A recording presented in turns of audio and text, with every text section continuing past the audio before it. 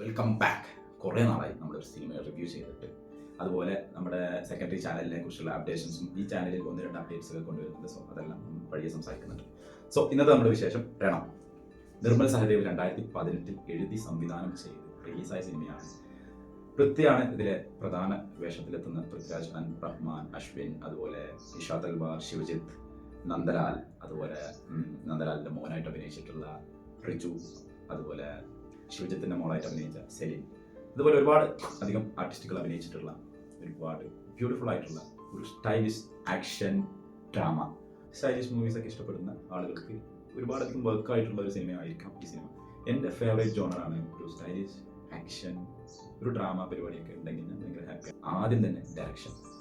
നിർമ്മൽ സഹദേവ് ആകെ ഒരു സിനിമ ചെയ്തിട്ടുള്ളൂ, അത് ഇത്രയും ബ്യൂട്ടിഫുൾ ആയിട്ട് പുള്ളി അത് വർക്ക് ചെയ്തിട്ടുണ്ട്.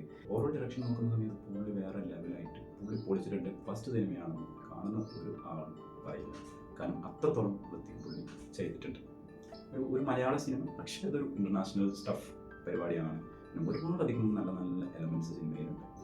പൃഥ്വിയുടെ കരിയറിൽ തന്നെ ഏറ്റവും സ്റ്റൈലിഷ് ആയിട്ടുള്ള ഒരു സിനിമയാണ്. അങ്ങനെ പൃഥ്വിയുടെ ഫിലിമോഗ്രാഫി നോക്കുന്ന സമയത്ത് അതിൽ ഒരുപാടധികം സ്റ്റൈലിഷ് സിനിമകൾ ഉണ്ടെങ്കിൽ കൂടി എൻ്റെ പേഴ്സണൽ ഫേവറേറ്റ് സിനിമയാണ് രണം. രണ്ടാമത്തെ എഡിറ്റിംഗ് എന്ന് പറയുന്നത്, എഡിറ്റിങ്ങും ഇതിൻ്റെ കളർ ഗ്രേഡിങ്ങും ഒരേ ആളാണ് ചെയ്തിട്ടുള്ളത്. ശ്രീജിത്ത് സാരംഗ് എന്ന് പറഞ്ഞ ഒരു പുള്ളിയാണ് ചെയ്തിട്ടുള്ളത്. നൈസായിട്ട് ചെയ്തിട്ടുണ്ട്. ഒരുപാടധികം ഫാസ്റ്റ് കട്ടും അല്ല, എന്നാൽ ഒരു ഭയങ്കര ഒരു സ്ലോ ആയിട്ടുള്ള പരിപാടിയും അല്ല. ഒരു മിഡിൽ റേഞ്ചിൽ നിൽക്കുന്ന ഒരു ഫേസിംഗ് ആണ് സിനിമയ്ക്ക് പുള്ളി കൊടുത്തിട്ടുള്ളത്. അതുപോലെ ഗ്രേഡിംഗ് ആണെങ്കിലും നമ്മൾ നോക്കുന്ന സമയത്ത് ഭയങ്കരമായിട്ട് ഒരുപാടധികം നൈറ്റ്സ്, ഒരുപാടധികം ബ്ലാക്ക്സ് ഉള്ളൊരു പരിപാടിയാണ്. പക്ഷേ ഇതെല്ലാം നല്ല നൈസായിട്ട് തന്നെ പുള്ളി ഗ്രേഡ് ചെയ്തിട്ടുണ്ട്. എനിക്ക് ചില സിനിമയുടെ ഗ്രേഡിങ് ഭയങ്കര ഇഷ്ടമാണ്. അതിൽ ഒന്നാമത്തെ സിനിമയാണ് രണം.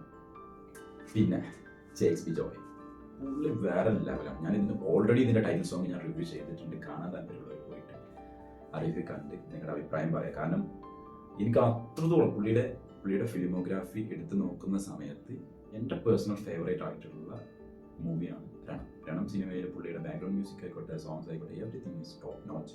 എനിക്ക് അത്രത്തോളം പേഴ്സണൽ ഫേവറേറ്റ് ആയിട്ടുള്ള പുള്ളിയുടെ വർക്കാണ് രണം സിനിമയിലുള്ളത്. അതുപോലെ പുള്ളി വേറെ ലെവലാണ്, പൊളിച്ചടുക്കിയിട്ടുണ്ട് സിനിമയിൽ. നിങ്ങൾക്ക് ടൈറ്റിൽ സോങ്ങിൻ്റെ റിവ്യൂ ഞാൻ ഓൾറെഡി ചെയ്തിട്ടുണ്ട്. അതിൻ്റെ റിവ്യൂ ഡിസ്ക്രിപ്ഷനിൽ ലിങ്ക് ഉണ്ടാവും, ടാപ്പ് ചെയ്ത് കണ്ട് അഭിപ്രായം പറയാം. ഈ സിനിമയുടെ ഡയലോഗ്സ് ഞാൻ പറയുക വേണ്ട.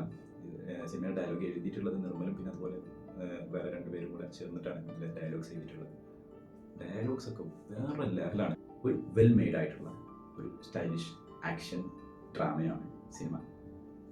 സിമ്പിളായി പറയുകയാണെങ്കിൽ I just love this movie. So ഫൈനലായിട്ട് 1-2 അപ്ഡേറ്റ്സ് ഉണ്ട്, അതും കൂടെ പറഞ്ഞ് വീഡിയോ അവസാനിപ്പിക്കാം.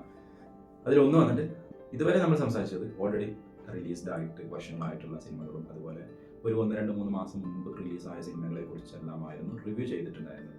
പക്ഷേ ഇനി മുതൽ റിലീസായി ഒരു 1-2 ദിവസങ്ങൾക്കുള്ളിൽ റിവ്യൂ ചെയ്യുന്ന തരത്തിലേക്ക് ചാനൽ അപ്ഡേറ്റ് ചെയ്യാൻ ഉദ്ദേശിക്കുന്നുണ്ട്.